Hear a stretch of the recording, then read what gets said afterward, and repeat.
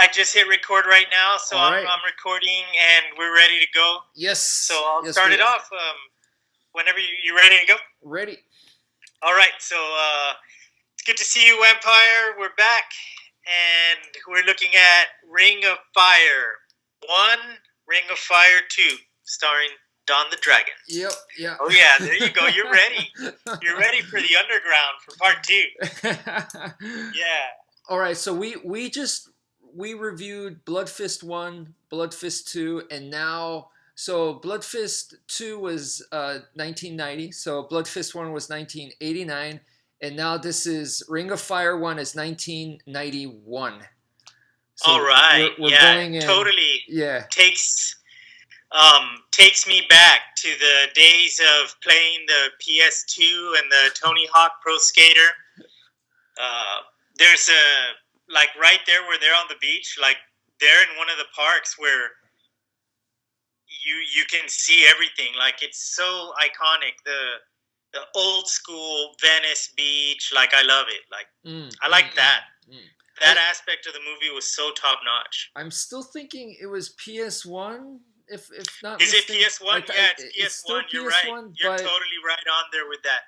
Because I think it's Tony Hawk Pro Skater 2. I think. And okay. It's PS1. Okay. Yeah, okay. But you're right.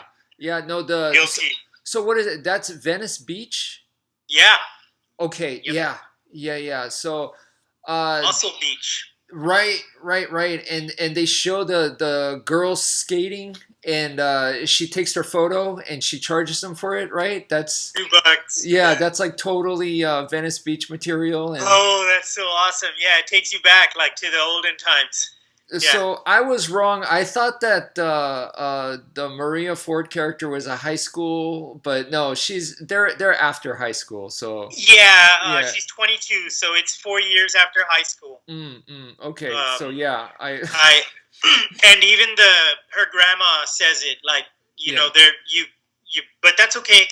Like I was kind of thrown off too because I was like, "What am I watching?" Like he's 32 and she's in high school, but then like it's totally obvious. She says like, "I'm 22," and then what throws me off is that weird ball where he dresses up as the Phantom of the Opera. Yeah, the Phantom of the Opera. Like, what is that? Like, are they still playing high school? Is it Chuck and Brad? Are they into the right? Like, is Brad going out with a high school girl and? So who knows?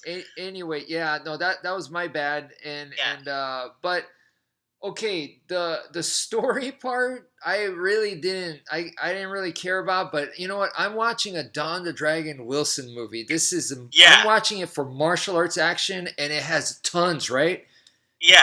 It has tons of martial arts action in there. What you think of like the movie starts off with basically like an underground fight, like in a ring. Yeah.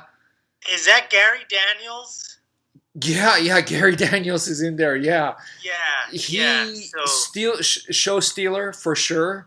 Yeah, like I mean, he's great, and you're watching it, and you're like, holy moly! Like, so yeah, it starts out like that. Like it's lots of action, and it sort of goes into let's see, they're fighting for something, and then it's Brad and Chuck.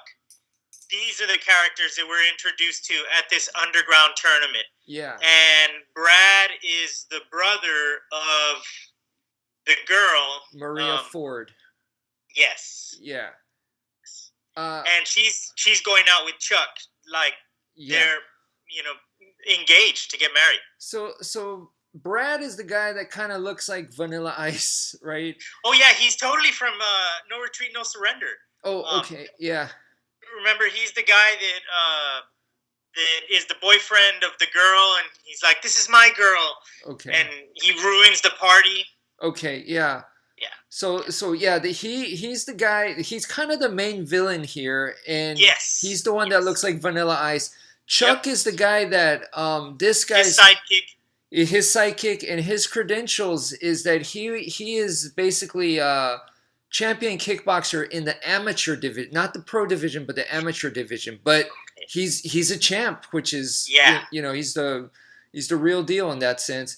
But they opened the movie and they show Stan the Man in there, who is a K1 kickboxer, which is, that's the highest. I saw his name in the credits. Yeah, Stan the Man in there, which is insane to have a K1 level kickboxer in there.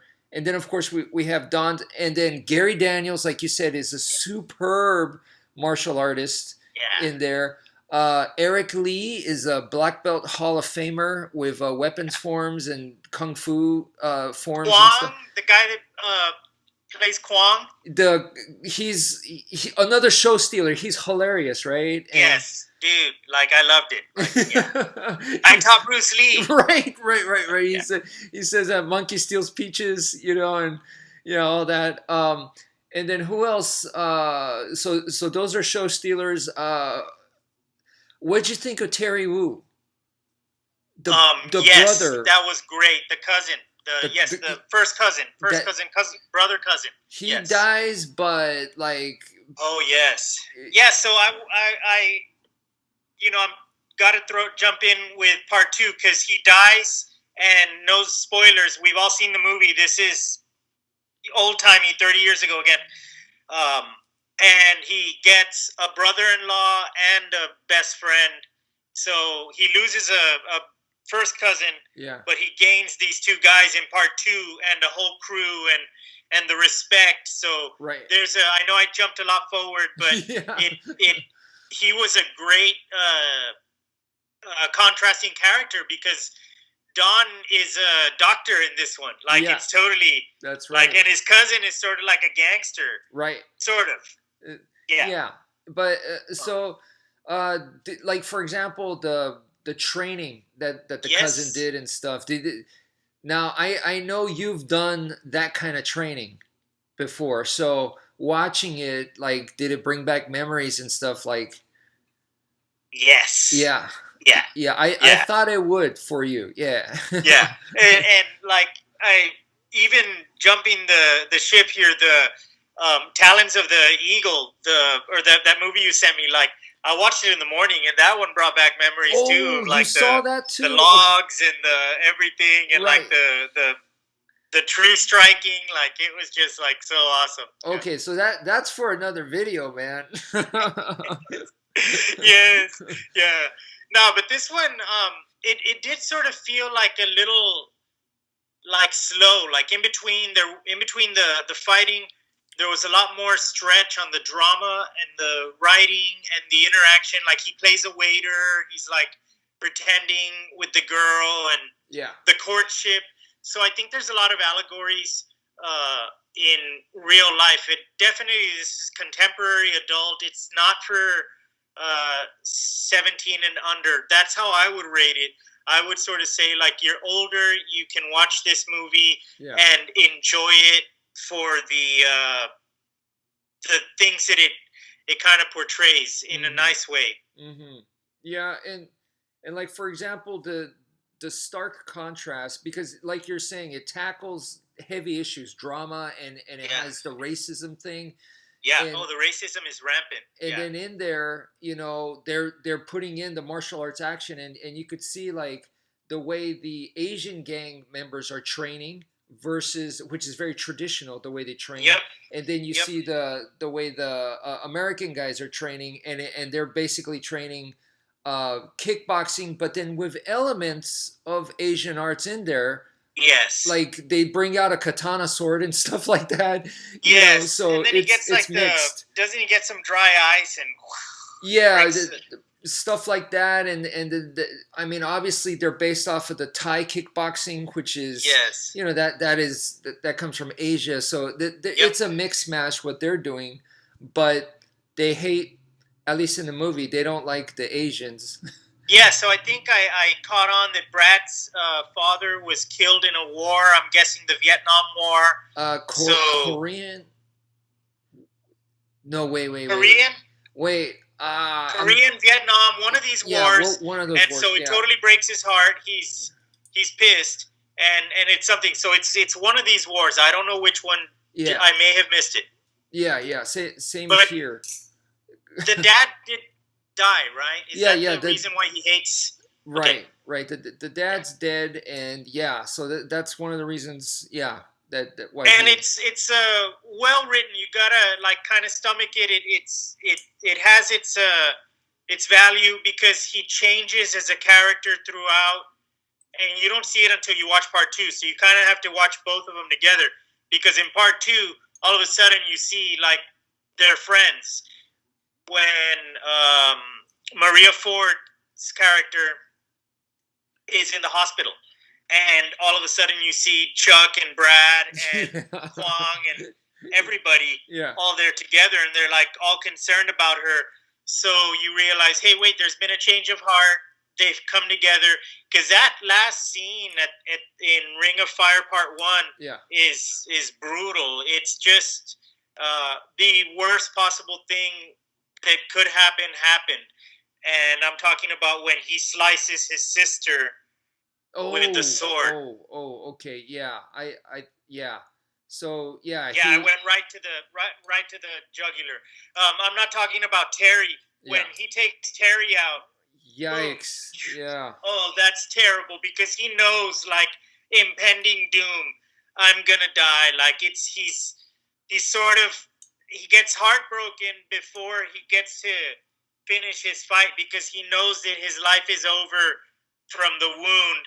Not from the like he could have probably taken the guy out if not for the glass things. Yeah, the whole fight with broken glass on the fists, and then in a ring of fire, hence the name of the name of the movie, right? So they have a fire, not a ring, but it's a circle, and so that they're fighting in there, and that was supposed to be Don's idea. Or Don's character's idea, hoping that the Brad character would back down, but it backfires.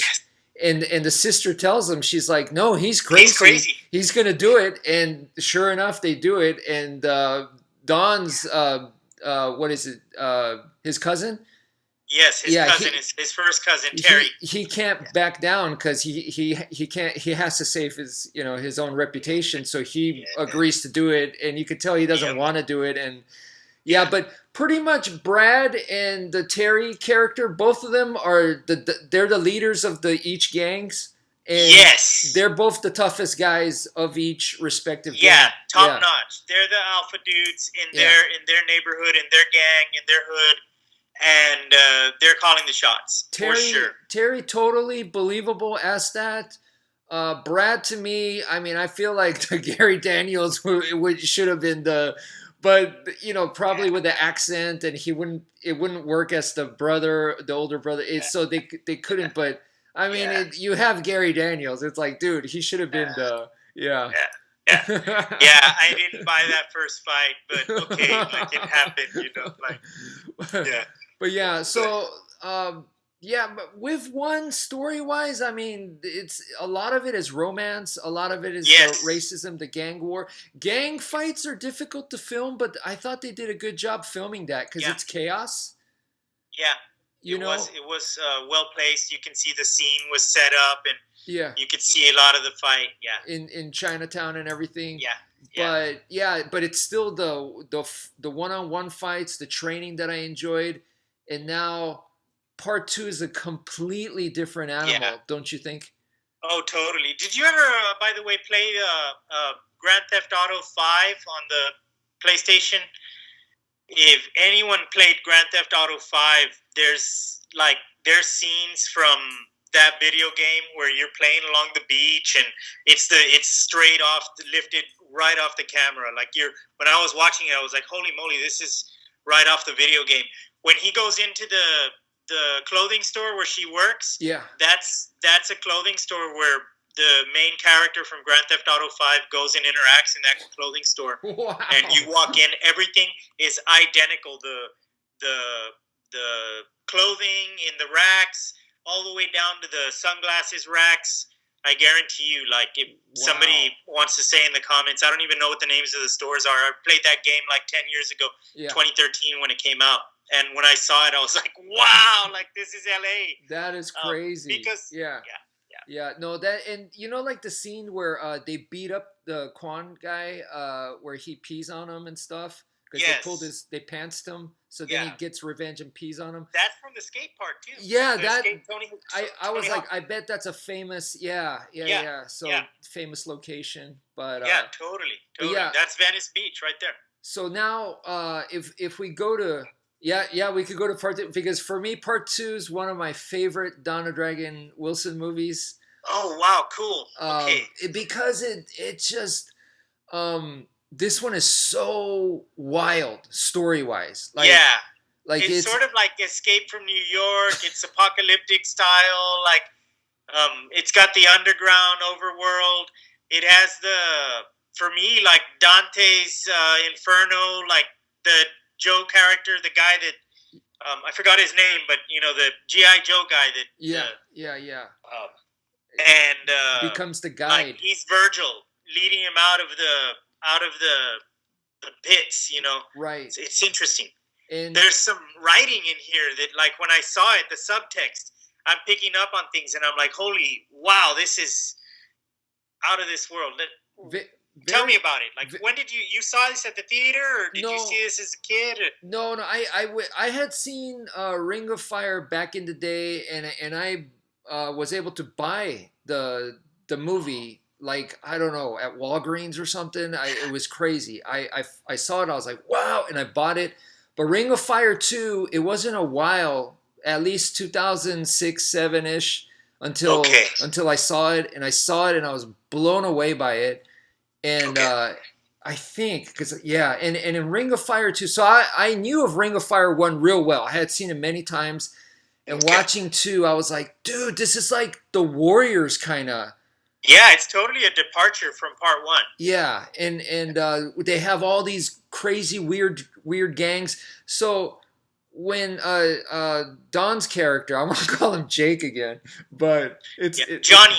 Johnny. This time it's Johnny, right? Johnny Woo, right? Yeah. So Dr. Johnny Woo. This guy, right? When he meets that one dude who looks like he's been, like, he frequently comes to the hospital, but he's kind of a criminal guy. Okay, so he talks to that guy, and that guy's like, hey, I heard about your girl. And that guy tells him, like, Predator got her. That's right, Predator. And he's like, Predator? Who? What? And he's like, yeah, they're underground. They're from an underground gang. And he's like, what's the underground? And he explains, like, like in a house where they have basements and they never like finish it or whatever. He's like, all of those have been connected, and there's like underground tunnels all over. Yeah, he says it's the abandoned buildings that have been demolished and then rebuilt. They've got basements underneath, and those basements are overlooked. Mm-hmm. That's what it is. It's that, but yes, it's still connected because they come. Interesting concept about that. And then even the guy that you're saying, the G.I. Joe guy, the guy that ends up being the guide for Don, he says that, like, you could go from here all the way to, and remember Don's like, what? You could go, like, you can go everywhere. Yeah. Well, they end up in, like, the middle of nowhere in, at the end when they walk out of that mine shaft, and they end up in a town, and, like, with houses, it looked normal, but they're just out in the middle of, like, a mountain. Right. And they entered in a more urban environment, right out of the LA sewer. Right in the canal. Yeah, it looked like that part where in Terminator 2 where they're having. Yes, it's exactly that part. It's that ditch. Yeah, it's that same ditch. It's in that LA. Famous ditch. Yep. And real iconic. And the Predator guy comes out in Tiger Claw. He's and also Double Impact. I think his name is Evan Lurie or Evan Lurie, I think. Yeah, he's in a lot of Yeah. These so he did really awesome in this one, man. Like in the so I want to jump in right into the cage match that they've got going on. So there's multiple things. They've got when Don the Dragon makes it to the tunnel and he's already committed, and the guy's like, yeah, it's Predator, he's got your girl. So he's there in the tunnel, he's going through. There's so many levels of things going on. There's the matches that are fight to the death matches. Who's he fighting? Like, where is he getting these victims that he's fighting in the cage? And by the way, the guy that Evan Lurie fights is once again a repeat visitor. The guy from Blood Fist Part 1, the real big bolo looking guy, is the guy that he's fighting. Okay. And he takes out again. He's got hair, but you can see his mustache. He's totally his. So they're saying that in the underground, in this realm, right? There's multiple gangs, right? And different territories. Different, right? And there's different gangs. No guns allowed, right? Right. So that's important.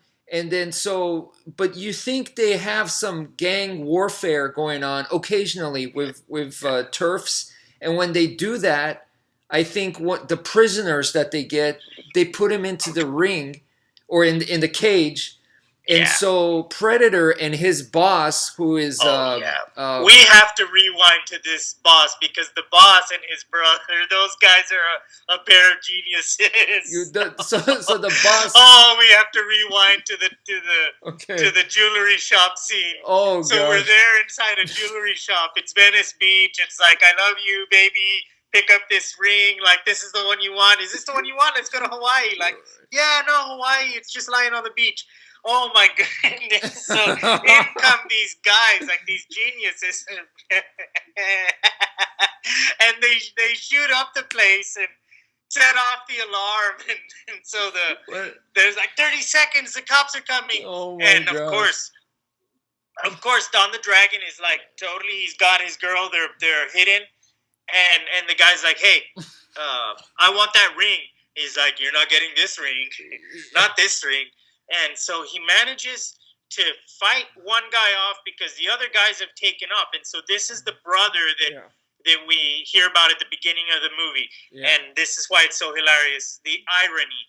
So he fights the brother off. Yeah. Brother survives with major injuries, but does not succumb to his injuries.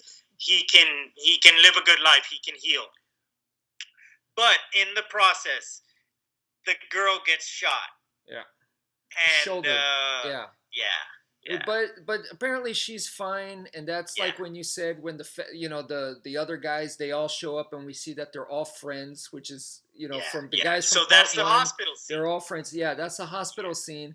But that's the resolution of all the racism and the hatred in part one. In part one, it's gets now resolved, cool. And, yes. And Terry's loss of life, and he gains two brothers, and now a gang of friends, a strong unit. But then this gets disrupted by those underground guys. They show up at the hospital.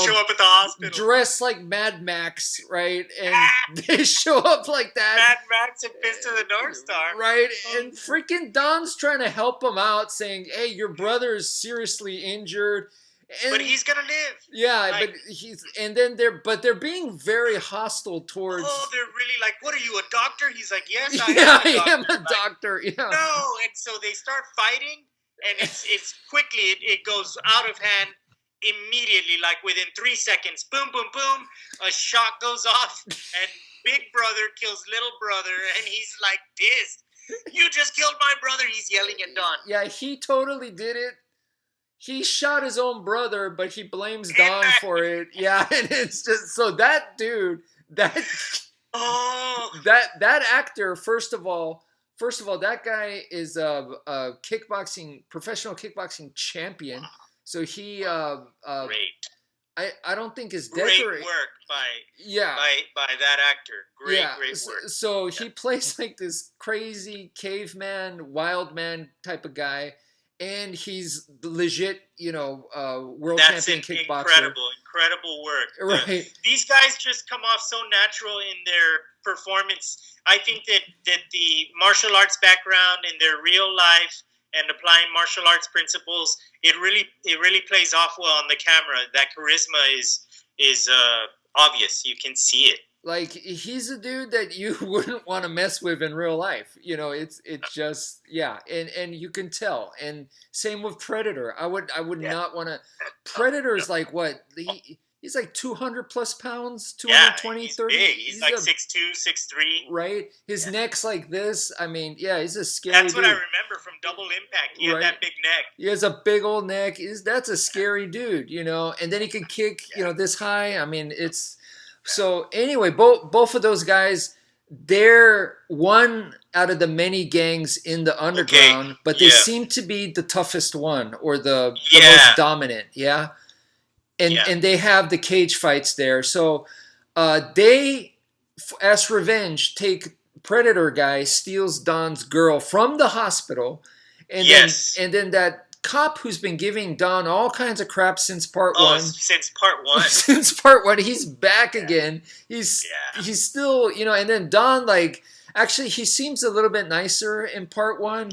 But then Don is like, you can't even do your job right. He's like constantly yelling at the guy. Yeah. And so Don knows that he has to go get his girlfriend back or his fiance back by himself. So he goes. Yeah, this is a no-go zone, this underground world. So he goes to rescue her, and then the buddies join in, which is great. But they're behind Don. Like, yeah, a little bit separated. Yeah, they're totally separated. They're like, what would you say, like a day or two behind Don? Yeah. In the quest. Yeah. Uh-huh. Yeah, because it is an underground world. It's not just a basement. No. Like a basement is the way in, but they have holes in walls, and it just goes on forever. And when you look, it looks like a legitimate, like there's pipes and stuff for men to work. And like I think one even said like sludge, primary sludge, and it had an arrow. So this is the underground sewer system of major cities and developments. It's an urban underground. Yeah. But people live there. Right. There's that one scene where Don and the G.I. Joe guy, they're walking together, and you see like a mother like quickly come in and they run into a little box in a cardboard box. That's a little home. Yeah, so she tells her kids to go in, and she goes in, and you could imagine they're just huddled in there worrying about their safety. But yeah, like you said, there's people living there. They actually go to G.I. Joe's home. Yeah. And you meet like some of the people that he knows there. There's that one like kind of like a philosopher crazy guy. Yeah, the old man. His buddy. Yeah. So there are residents. It's not just gangs there. There's also residents a cool line. there. G.I. Joe says he's like, I'm homeless, not illiterate, like because he's got the. But he's always got, like, he's sort of got the chip on his shoulder, but I think he's a dynamic character because towards the end, the chips fall off or they break off in his own emancipation. He liberates himself from that prison that he was living in. Because remember, Don tells him all the way from the beginning, like, hey, wait, you're a smart dude. Like, no, at first he says, it's like 3 times. At first he says, it's again like Circle of Iron, like a Zen thing. I've got money. I'm a doctor. Help me. He's like, I don't need your money. Don't you patronize me. Right. And then the second time he says, look, man, like I'm a doctor and this is. And then he's like, no, there's something where he says, oh, you're so intelligent. Why don't you live up in the surface world? No, you don't know what it's like. And he goes on. And then finally in the third time, like that's where he says something like at the end, like, I think there's too much sunlight around here. Like, one of the things that I really liked, what the guys, what Don actually says, he says is you don't have a monopoly on pain. Oh That to me that was a beautiful line right there, because the guy was basically like, you surface dwellers, don't understand, what we go through down here, Yeah. And so Don actually says that, and there's another. He counters back. Yeah. So I think, they were bickering the whole time, but the whole time the guy was helping Don, so, and then that part where he goes, but Don's helping him too, though, in a way. In a way, yeah. And the part where the guy says to Don, do you know what beauty is? And Don's what? What are you talking about, right? Like that's the second time where he says, where I say it's like sort of like a Zen thing, because that's the second where he's, you're so intelligent, why are you not living out there? And that's when he says, do you know what beauty is? Yeah. I think it's in that part. And he tells Don that, it's basically about someone being excellent at what they do. And he was saying that I am excellent at this. And what I'm good at like because he was like, didn't the army teach you stuff? He's like, teach me what? How to like fix my gun or how to clean my gun? Remember, he says he wanted to be a lifer. Like he wanted to be in the army for life. Yeah. Since his father or his grandfather from World War II, and it's something. It was like in his genes, in his legacy. So his family. Don said to him like, what happened, and then he says that his commanding officer was shot in the back. In the back, that's right. So what is he implying there? Is he implying that he shot the commanding officer, or was he framed, or was he blamed for something he didn't do, or what do you think? Maybe the commanding officer was a coward, ran away. Somebody shot him in the back. They blamed him because he was black, and so we have this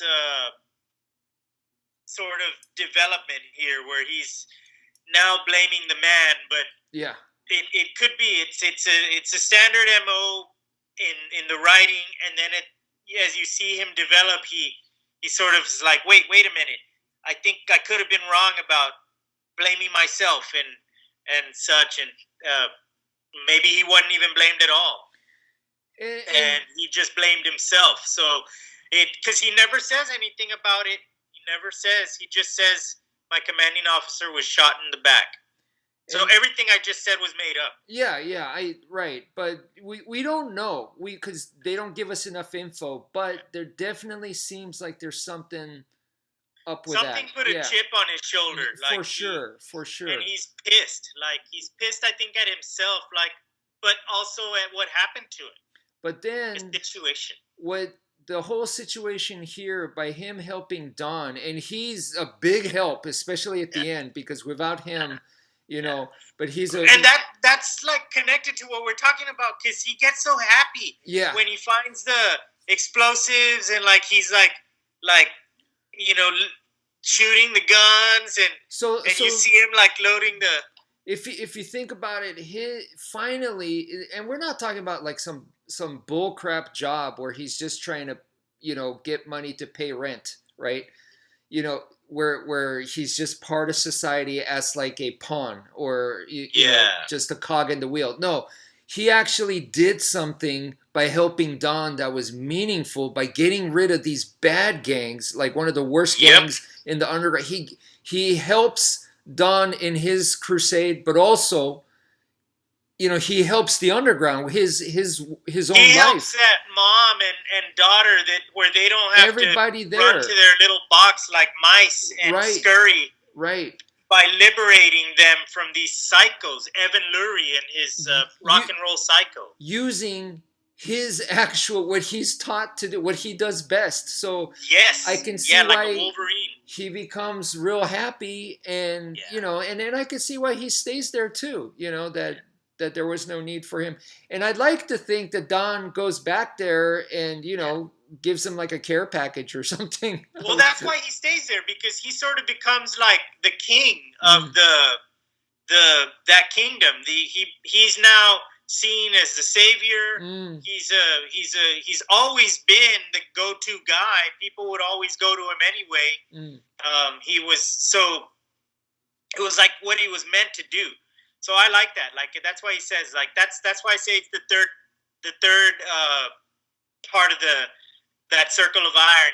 Where there's those 3 steps. Yeah. It doesn't matter that it's the story part. It's just there's 3 steps in the character development. There's 3 and in that trials. Final phase, he says there's too much sunlight, so he goes back underground. He goes back, he goes back, and then So from there, okay, having Brad there, who was the main bad guy in part 1, is now with Don.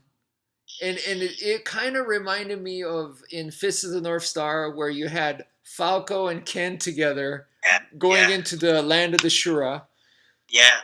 So you got like 2 awesome, main character level dudes like going in. Well, I mean, main character and main villain, but now they're friends. Now they're cooperating and they're going in. So but then like we see Brad getting kind of beat up.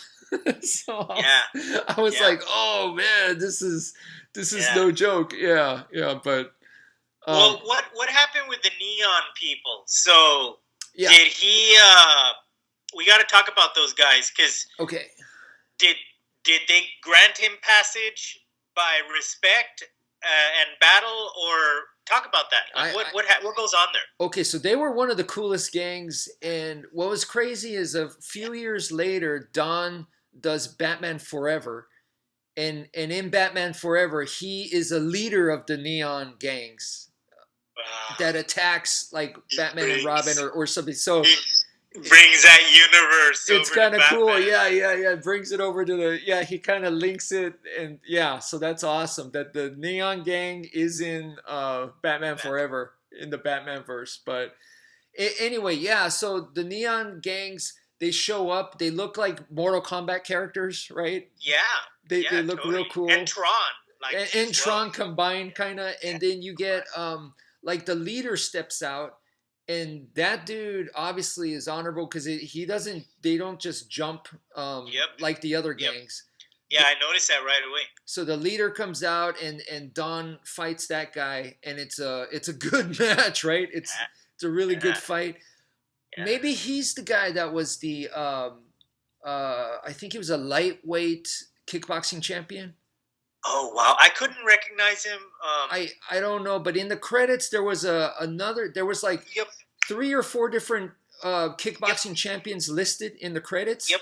And he could have been one because that was an exceptional fight. Yeah, that was a really good fight between him and Don, and then Don obviously takes it, and then the rest of the crew, they just kind of like move out of the way, just like a one mind, like just they all move at the same time. Yeah, that's why they grant him the passage. Yeah, so that's a good game. Just like Warriors, I didn't mean to cut you off, but just like Warriors, they've got the radio station guy, like "Hello, Underground World," right. and we've got so he's announcing things. It's so cool. Yes. So that guy does a good job. He's hitting on Don the whole time, but it was a little weird. There's something else that I noticed. Did you notice this in the movie? Sometimes the camera, like behind the people, would go weird and like wobble. Yeah. Like, okay, what was up with that? Do you is that just bad conversion to YouTube? Well, is it, or is it like in the olden times of the Batman with Adam West, when Batman would come out with a good guy, they had it straight, the frame, and then when Batman would come out with a bad guy, they would like crooked the frame. Oh, is that what you think is going on? That's what I think is going on. But I don't know. Like, I think there's many things going on, and I'm not sure if I'm getting the signals. Are they passing through other dimensions, or is it some multiple realities, things going on? Is it all happening inside their consciousness? Is there something going on here? Because they're going through the underground, and they're rising up to the overworld. So is it an allegory for this life and death, and when we're dealing with these bad guys? But yeah, that's reading way into it. Like, well, I think it's something really simple. Like, these are bad guys. It's just woo, woo, woo, and that's it. It could be, but definitely I think the writers were trying to put in something deeper in there, Like, for example, you remember the scene where Brad and the rest of Don's guys, they show up, and they've already been... With the vixens. Yeah, with the girls, right? Those are basically, to me, representative of the sirens, right? Old Greek, yeah. Or actually, was it Kirky from, which is Circe? The witch, the Odyssey, right? From the Odyssey, exactly. So because the original Warriors movie, that was based off of the Greek mythology kind of story there. So I think is the wobbly part of that film tactic? Is that part of it? So I don't know, man. I don't know, but I definitely. Or is it bad conversion to YouTube? I couldn't tell you. I didn't notice it on other movies. I couldn't tell you that, but I definitely felt like they did want to put in like all this kind of deeper meaning in there, Yeah. and because those babes were quite seductive, and even Quan gets his own babe, like at the end, like the leader. He gets the leader of those vixens. That becomes his girlfriend at the end. No spoilers. Like the super buff girl. Yeah. Oh, totally. Yes. Yeah, yes. That was pretty funny. I love it, that fight scene between him and her. Like, because the dialogue is just so awesome. The comedy. It's just like everything. And that guy, he's a scene stealer. He's hilarious. Eric Lee, like even in the hospital where he was like, "Oh, you're beautiful," like to the nurse, and then he falls over. And then he falls in love with the nurse right there to the other side. There was a pregnant lady. Yeah, and he's like, "Pregnant women are beautiful." He's like, "You're the one that's beautiful," and he like hits on every woman. Oh, he's so cool. Did you see like a Game of Death parallel there from the underworld, like rising through the pagoda? He's going through each territory? Would you say that there's a Game of Death, or am I stretching it too far? Because it's me, and I'm saying that everything is based on Bruce Lee, and this one I felt more Warriors. I didn't feel the Bruce Lee. I could definitely see what you're saying, but no, I didn't feel that, because if there were like distinct styles within.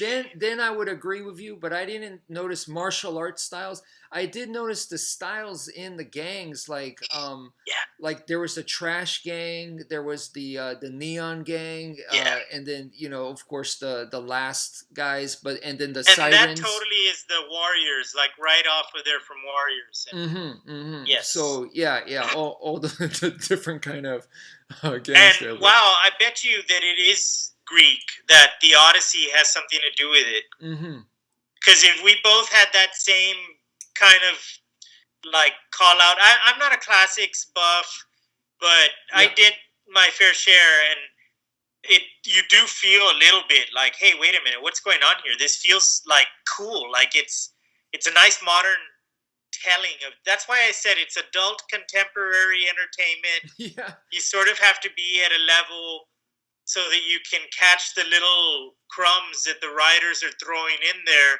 or that they're even.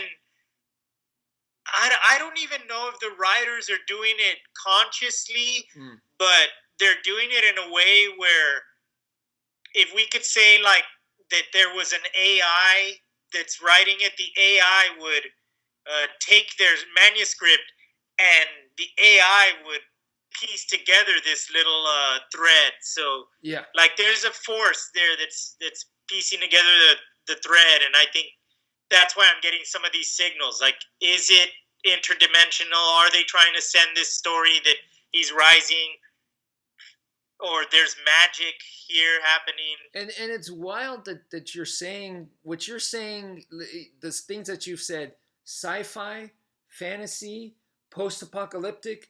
But actually, this movie's none of those. It's modern day, but we're still getting fantasy, sci-fi, and post-apocalyptic in there. Plus, an homage to the classics from 3,000 years ago when Homer wrote the Odyssey. Whenever that happened, 2,000 years ago. So it's super interesting that they're able to do that in this movie without doing that. Like it's considered a modern action flick, but like I wanted to ask you, what's the genre? So it's got its own its mystique. I'm curious to see what part 3 is like. I haven't seen it, but definitely part 1 and 2 are a watch back to back, and they're worth watching together, because you get that resolution and that build up of the characters you sort of love to hate in part 1, and then in part 2 you're like, oh no, they teamed up. I don't want anything to happen to you. And so it becomes part of you, the story. So I don't know about part 3. Is there a part 3? There is. Yeah, there is. But, I think I've seen it once, maybe, and for me, it wasn't. I don't remember it. So I'll give it a try. Okay. Well, now should we go into talents? Dude, yeah, yeah. I mean, we could stop right here and do a separate video for talents. Okay, I think. Yeah. All right. I think that'd be worth it. So why don't we do that? All right. Yeah. So we'll stop this for now. Thank you all. Thanks everyone for checking it out, and definitely we'll see you again. All right. Laters. Yeah.